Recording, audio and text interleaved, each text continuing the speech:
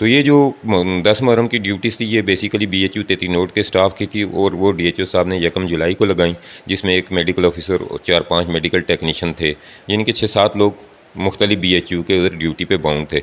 मैं क्योंकि DHO साहब चले गए थे मुजफ्फराबाद, तो मैंने एक विज़िट करना था कि क्या स्टाफ ये फिज़िकली मौजूद है मौके पे या नहीं है। तो मैं यहाँ से अपने OT टेक्नीशियन के साथ इसको भी मैं इस सपोर्ट में ले गया कि ये इंजरीज़ को मैनेज करेगा।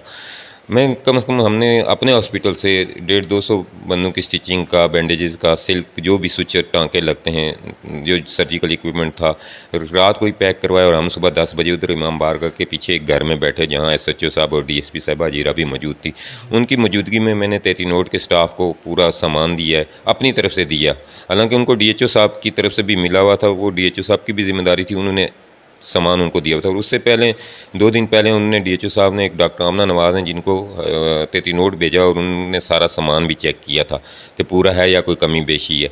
तो उस लिहाज से तो मैं समझता हूँ कोई चीज़ नहीं थी। और मैंने अखलाकी तौर पे कि मेरे उन लोगों से बड़े अच्छे मरासम थे और मैं इस इलाके का रहने वाला भी हूँ, अब्बासपुर और हजीरा का, तो ज़्यादातर हमारे 33 नोट के लोग मेरे ही हॉस्पिटल में आते हैं, तो मेरे बड़े अच्छे मरासम थे। मैंने इंसानी कदरें मेंटेन करने के लिए अपना हॉस्पिटल छोड़ा और आगे चला गया। 10 बजे से ले कर जुलूस शुरू होने से पहले मैंने अपने स्टाफ को, डॉक्टर्स को बुलाया कि किसी चीज़ की कमी नहीं है। उन्होंने कहा जी किसी चीज़ की कमी नहीं है, हमारे पास सारी चीज़ें मौजूद हैं। बिस्मिल्लाहिर्रहमानिर्रहीम। नाजरीन, इस वक्त मौजूद हूँ तहसील हेडक्वार्टर हस्पताल हजीरा में और मेरे साथ मौजूद हैं MS डॉक्टर लियाकत महमूद साहब। 10 मुहर्रम हराम को 33 नोट कदीमी इमाम बारगाह से जुलूस बरामद हुआ और यह वहाँ पर जंजीर जनी की गई, अज़ादारान ज़ख्मी हुए, जिनसे कुछ शदीद ज़ख्मी हुए। बाद हज़ां अज़ादारान ने एहतजाज किया और उन्होंने कहा कि जी MS हजीरा और सेक्रेटरी हेल्थ जो हैं उन्होंने हमें सेहत की सहूलियात फ़राहम नहीं की, जिसकी वजह से हमारे जो अज़ादारान थे वो शदीद ज़ख्मी हुए, उनका खून बह गया और किसी किस्म की कोई ट्रीटमेंट उस तरह से नहीं कर सके जिस तरह से मैनेज करना था। एक इशू जो है वो क्रिएट हो गया।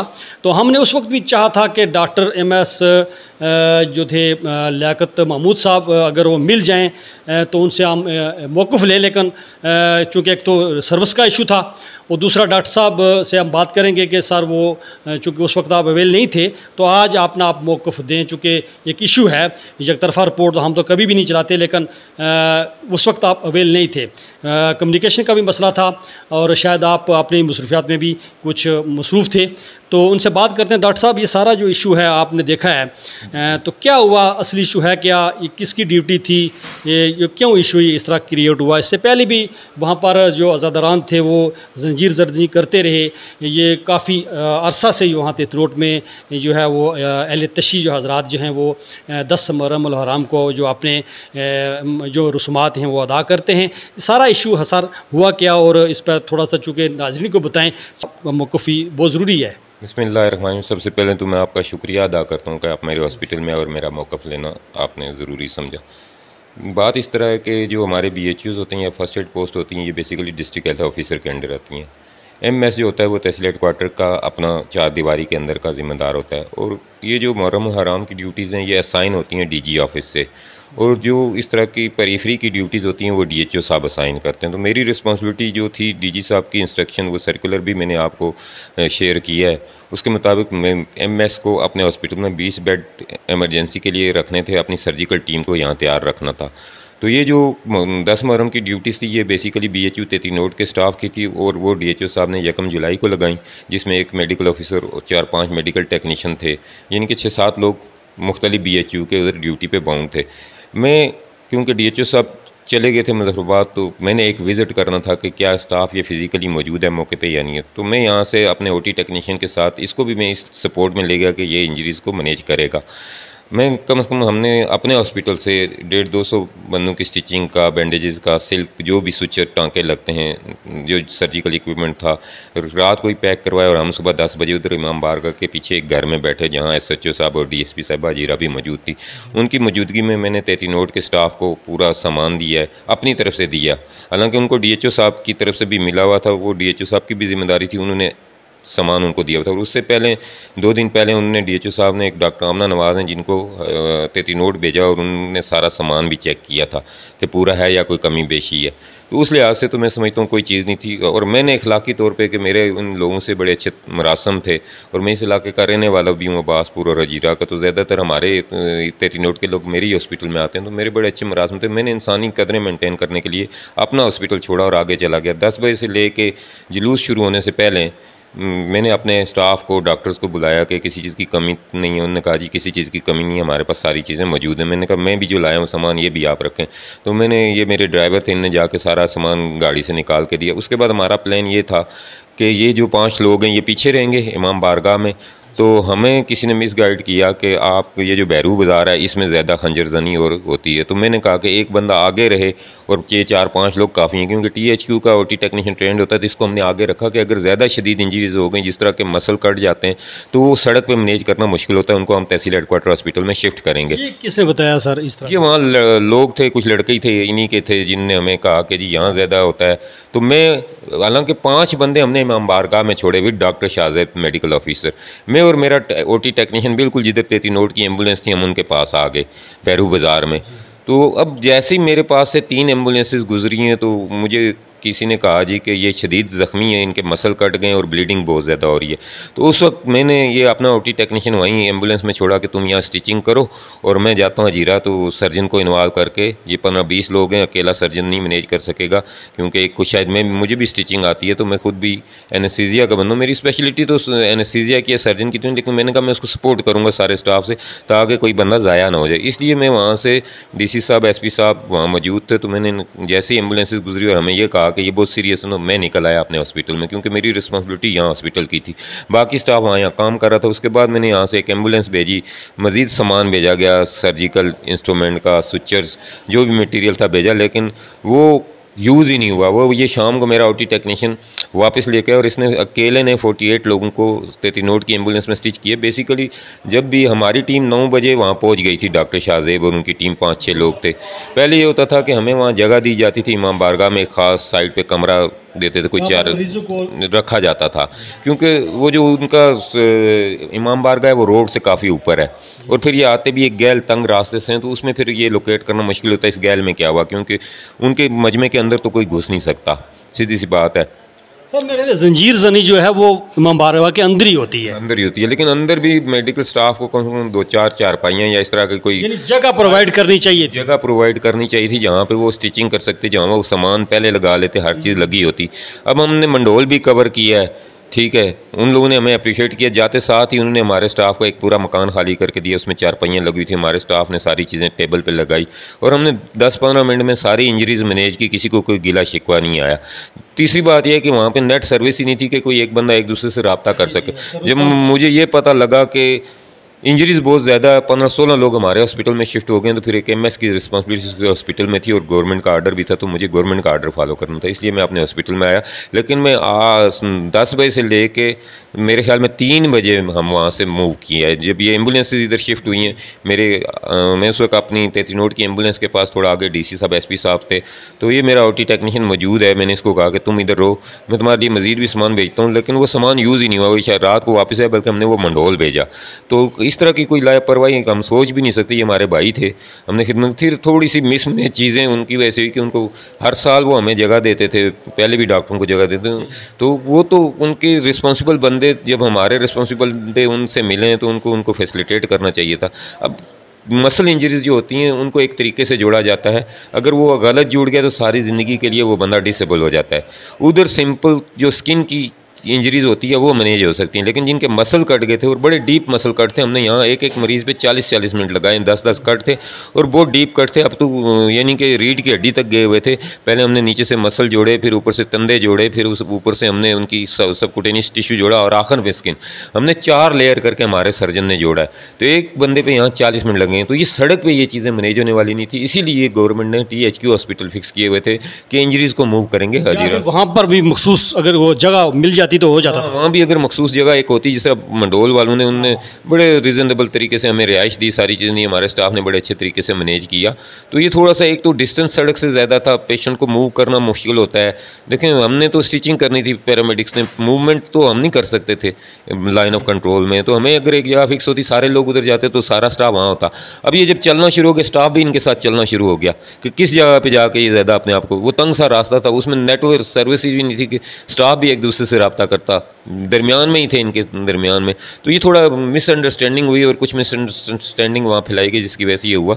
अदरवाइज़ आइंदा हम फ्यूचर में इस तरह की नहीं होंगे। इनको भी ये रिक्वेस्ट है कि हमें कोई वहाँ प्रॉपर जगह, एक जगह सेट करें कि ये यहाँ पे इंजरीज लाएंगे और यहाँ पे मैनेज होंगी। सर, वहाँ पर जिसकी ड्यूटी थी, जिस अमले की वहाँ पर ड्यूटी थी, अगर डॉक्टर साहब थे या कोई ओटी का अमला था, तो उनसे भी आपने पूछा कि ये किस तरह, इतना क्रिएट इशू किस तरह हो गया? चूँकि इतने जो इंजर्ड थे लोग, वो सारे के सारे या तो हॉस्पिटल में आ गए या फिर रास्ते में इन्होंने जो है वो इनको, क्योंकि वो DHO पुंछ के अंडर आता है जो स्टाफ, लेकिन मैंने अपनी रिपोर्ट में उनके खिलाफ लिखा हुआ है। DHO साहब ने ये श्योर करवाया कि हम इंक्वायरी करेंगे, क्योंकि लाइन ऑफ कंट्रोल के हॉस्पिटल में हमारे मैक्सिमम मेडिकल टेक्नीशियन और जूनियर टेक्नीशियन होते हैं। ठीक है, वही लोगों की स्टिचिंग करते हैं, कोई छोटी मोटी चोट लगती है तो ये लाइन ऑफ कंट्रोल पे ऐसा स्टाफ मौजूद है, महकमे ने लगाया हुआ है कि इनको स्टिचिंग आती है।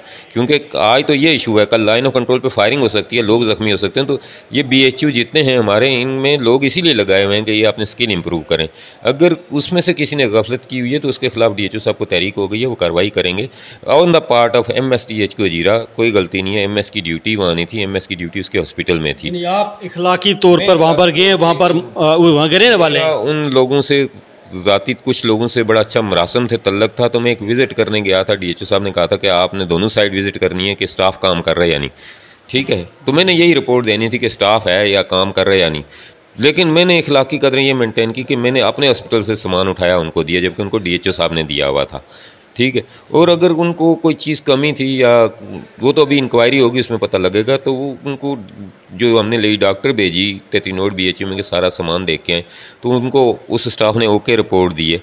तो अगर उनमें से किसी डॉक्टर का वहाँ तो काम नहीं बनता था, चूँकि वो मेल थे। डॉक्टर इसलिए नहीं काम कर सकती कि इतने बड़े क्राइसिस में मेल डॉक्टर डोमिनेंट होता है, वो मेल के साथ चल सकता है। क्योंकि फीमेल तो उस तरह की खंजर जनी या जंजीर जनी नहीं करती हैं, लेकिन मेल करता है। तो वहाँ पे हमेशा हमने देखा कि फ़ीमेल डॉक्टर कामयाब नहीं होती, इसलिए हमने पोठी छपड़ियाँ RSC का डॉक्टर वहाँ भेजा, डॉक्टर शाजिब, और वो पूरा टाइम सुबह 9 बजे वो वहाँ पहुँच गया। और जब ये सारा जुलूस उनका ख़त्म हुआ, उसके बाद वो वापस आया। और हमारा OT टेक्नीशियन भी शाम को आया है वापस, जब ये इकट्ठे आए हैं वापस। तो कहने का मकसद ये है कि वहाँ पे एक तो सड़क के से दूर है इमाम बारगाह, इनको नेक्स्ट टाइम ये करना चाहिए कि कोई एक जगह फिक्स करनी चाहिए और वहाँ पे एक पूरा घर खाली करके मेडिकल टीम को दे देना चाहिए। इससे पहले तो ये देते थे, इस दफ़ा नहीं हुआ क्योंकि हमारी टीम तो पहुँच गई थी उधर। सेंटर में कुछ ऐसे लोग तो नहीं जिन्होंने मिसमैनेजमेंट किया है, कि जिस तरह आपने कहा कि आपके स्टाफ को किसी ने कहा जी कि ये बैरो बाज़ार में जंजीर जंदी ज़्यादा करते हैं, जबकि वो हमेशा जो है वो जो जहाँ पर जुलूस बरामद होता है वहाँ पर करते हैं। तो अब ब्लैक सूट में थे, इन्हीं के लोग थे। तो हमने तो 2 टीमें, हमने वैसे भी कोई जब इस तरह का मजमा होता है उसमें एक मेडिकल टीम पीछे होती है, एक आगे होती है। उसकी रीज़न ये थी कि अगर मेरी गाड़ी पीछे फंस जाती, जो 15 मरीज़ जख्मी, फिर मेरी गाड़ी नहीं निकल सकती थी। ठीक है ना, इसलिए मैंने अपना OT टेक्नीशियन फ्रंट साइड पे रखा कि अगर फ्रंट साइड पे जो लोग इधर मूव करेंगे तो ये स्टिचिंग करेगा और पीछे 5 लोग वो हैं। ठीक है, हमने आगे एक बंदा रखा और पीछे 5 बंदे रखे कि ये इनके साथ मूव करेंगे, पीछे वो मैनेज करेगा, आगे ये मैनेज करेगा। अगर कोई ज़्यादा इंजरीज हुई तो उसको हम मूव करवा देंगे हजीरा हॉस्पिटल में। और यही हुआ कि मैं 3 बजे जब 3 एम्बुलेंसेज मेरे सामने से 12-15 बंदे, जब मुझे बताया गया, वहीं का एक मकामी बंदा था जिसने कहा जी कि इनके मसल कट गए और बहुत ज़्यादा ब्लीडिंग हो रही है, और ये वाकई सड़क पे मसल कट के वो सर्जन मैनेज करता है। और सर्जन गवर्नमेंट ने THQ हॉस्पिटल या DHQ हॉस्पिटल में फ़िक्स किए हुए थे, उनकी ड्यूटी थी। और यहाँ कयूम साहब ने, आपको रात को मैंने एक पिक्चर भी शेयर की कि वो ऑपरेशन थिएटर के अंदर स्टिचिंग कर रहे हैं। तो पर कितने पेशेंट आए? यहाँ पे मेरे ख्याल में 12-13 पेशेंट आए। बाकी 48 जो है आपके OT स्टाफ ने वहाँ पर? 48 सिर्फ इस अकेले बंदे ने वहाँ स्टिच किए हैं। ठीक है, तो अब देखना ये है कि इंक्वायरी में उन्होंने कितने स्टिच किए हैं, जो 5 लोग जिनको ऊपर से ड्यूटी लगी हुई थी। तो मतलब कि खासे लोग जो है वो जख्मी हुए, खासे लोग एक शॉर्ट टाइम में जख्मी हुए। और देखो ना, 5-6 लोग हैं तो उनको एक पेशेंट को स्टिचिंग। ये कहा जा रहा था जो नीडल थी वो भी जो है वो ठीक नहीं थी, वो लोग नहीं लगा रहे थे। ये भी नहीं, ये इसमें ये होता है कि क्योंकि ये हर साल लोग जंजीर जनी करते हैं, ज़्यादा ये बैक साइड पे अप्लाई करते हैं अपनी जंजीर जनी, जो भी ब्लंट वेपन है। उससे ये होता है कि स्किन की फाइब्रोसिस हो जाती है, वो मसल बहुत सख्त हो जाते हैं, तो उसमें स्टिचिंग करना मुश्किल भी होता है। बेसिकली स्टाफ था वो एक्सपर्ट था, कोई ऐसा एक्सपर्ट था, लेकिन ये हुआ कि उनको जगह प्रोवाइड नहीं की गई और वो गैल सी थी, उसमें से फिर मैनेज करना मुश्किल हो गया और नेटवर्क सर्विस नहीं थी कि अगर कोई 2-3 इधर थे 2-3 उधर थे, एक दूसरे से रब्ता उनका मुश्किल था। तो इस वजह से टेक्निकल चीज़ हुई है, बाकी किसी की लापरवाही नहीं हुई है। ये तो 1 जुलाई से फिक्स थी। बता MS हजीरे का वहाँ रोल ये था कि वो इखलाकी तौर पर वहाँ गया था, ठीक है, और MS हजीरा ने अपने हॉस्पिटल से चीज़ें उठा के दी, जबकि ये उसकी रिस्पॉन्सिबिलिटी में नहीं आता था, क्योंकि उनको DHO ऑफिस से आ गया था। मैंने अपने बजट में से चीज़ें खरीद के उनको दी और जो चीज़ नहीं थी वो मैंने इसको कहा कि बाज़ार से ले लो, अपनी जेब से हमने पैसे खर्च करके उनको चीज़ें प्रोवाइड की। लेकिन मुझे अफसोस ये है कि वो जिस बंदे ने मीडिया पे इस तरह की हरकत की है, इंतहाई क्या कह सकता हूँ मैं उसके बारे में, उनका अपना माइंड है, उनका लेवल है, तो माहौल बन गया था। इस तरह की बात एक महकमा बरक़ियात के मुलाज़िम को नहीं करनी चाहिए थी। उसको पहले हक़ाइक़ जानने चाहिए थे कि एक बंदा जिसकी ड्यूटी वहाँ नहीं है, आप उस पर कीचड़ उछाल रहे हैं मीडिया पे, और जिस एक MS की ड्यूटी, एक एडमिनिस्ट्रेटर की ड्यूटी उसके हॉस्पिटल में होती है। और ये टिपिकल पूरे आज़ाद कश्मीर के लिए नोटिफिकेशन था, तमाम MS साहिबान के लिए, चाहे वो DHQ के हैं चाहे वो THQ के, वो अपने हॉस्पिटल को मैनेज करेंगे अपनी सर्जिकल टीम के थ्रू। फिर भी हमने अपनी सर्जिकल टीम का बंदा भी आगे भेजा और हमने यहाँ पे मैनेज किया। नाज़रीन, ये थे MS डॉक्टर लियाकत महमूद साहब, जिनका ये कहना है कि बतौर एक MS मेरी ड्यूटी सिर्फ THQ हॉस्पिटल में थी। मैं इखलाकी हवाले से चूँकि वहाँ का रहने वाला हूँ, तो मैंने इमाम बारगाह में जाकर विज़िट किया कि स्टाफ की क्या पोजीशन है। तो जो भी इस हॉस्पिटल में आया हमने उसकी ट्रीटमेंट की। वहाँ पर इनका ये कहना है कि हमारा ये एक OT है जिसने 48 लोगों को पैरो बाज़ार के अंदर स्टिचिंग की, और बाकी जो अमला था वो BHU का, उसने भी स्टिचिंग की। अब एक इंक्वायरी कमेटी है वो फैसला करेगी कि इसमें किसकी गलती थी। फिर वहाँ से जो गैप हुआ कम्युनिकेशन का, कि उनको कहा गया कि ये जो जंजीर जनी है ये बहरोबाजार होती है, जबकि जंजीर जनी हम देखते हैं अरसा से जाते हैं कवरेज करते हैं कि वो जहाँ से जुलूस बरामद होता है वहाँ पर ज़्यादा होती है। तो ये सारी चीज़ें अब इंक्वायरी कमेटी क्या फ़ैसला करेगी, उस पर इंक्वायरी जो टीम बैठी हुई है, इनका कहना है कि हम बतौर एक डॉक्टर हमारे लिए तमाम मरीज़ बराबर हैं, और पहले भी हम लोगों की खिदमत करते रहे और आइंदा भी हम लोगों की भरपूर जो है वो खिदमत करते रहेंगे। नाज़रीन, मुझे आपके फ़ीडबैक का इंतज़ार रहेगा। मौलवी Zulfikar, JK TV, Hazira, district Poonch, Jammu Kashmir.